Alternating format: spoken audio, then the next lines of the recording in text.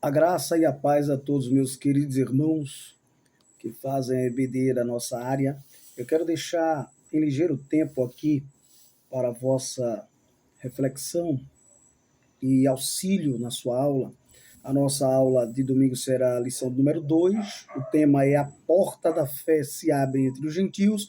Mas eu quero tão somente deixar alguns versículos aqui da leitura bíblica em classe. O primeiro que diz: e no sábado seguinte ajuntou-se quase toda a cidade, preste bem atenção, a ouvir a palavra de Deus.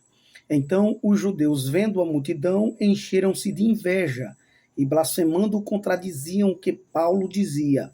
Mas Paulo e Barnabé, usando de ousadia, disseram: era mister que a vós se vos pregasse primeiro a palavra de Deus, mas, visto que a rejeitais e vos não julgais dignos da vida eterna, eis que nos voltamos para os gentios. E isso é maravilhoso, mas há um sentimento errôneo de dizer graças a Deus que os judeus não receberam, porque a todos quanto receberam, deram-lhes o direito de serem chamados filhos de Deus, ser chamados filhos de Deus por adoção. Mas, queridos irmãos, isso não é uma bem-verdade. É bom lembrar que a promessa do Senhor, ela sempre foi abrangente.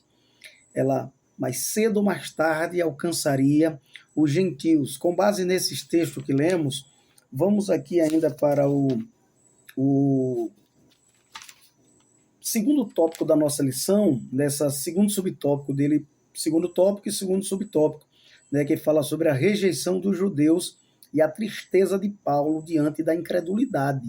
Atos 13, 44 ao 45. Fiel ao princípio de alcançar primeiro o judeu e depois os gentios, né? Paulo inicia sua pregação aonde? Nas sinagogas, onde os judeus se reuniam. Contudo, em Antioquia da Pisídia, a inveja e a resistência dos judeus revelam uma dor do apóstolo Paulo ao ver seu povo rejeitar o evangelho. Não é à toa que Paulo vai dizer em Romanos 1,16 que porque não me envergonho do evangelho de Cristo, pois é o poder de Deus para a salvação de todo que crê, primeiro do judeu e também do grego.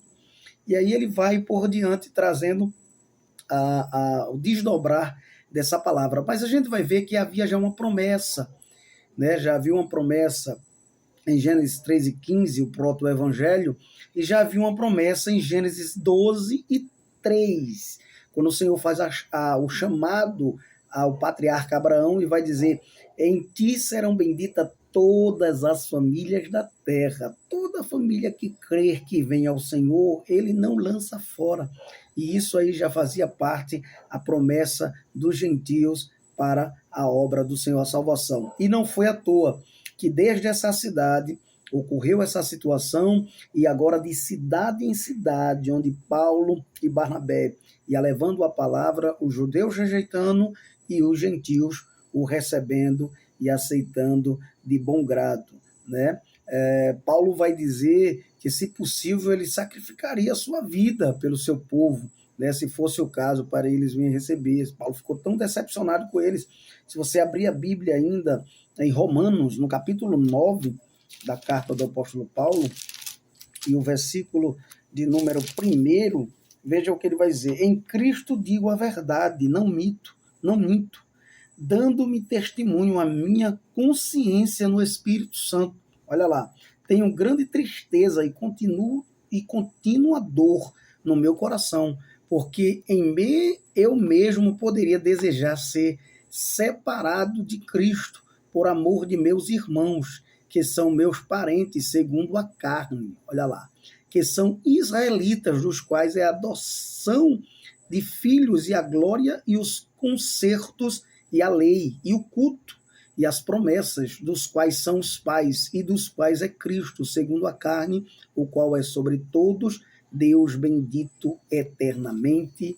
Amém. Queridos, então vamos deixar de lado esse mito de dizer que o evangelho, graças a Deus, que os judeus rejeitou. Independente disso, o Senhor já tinha um plano muito mais além, do que as pessoas pensam. O plano do Senhor, ele chegaria a nós mais cedo ou mais tarde. Que Deus nos abençoe em Cristo Jesus.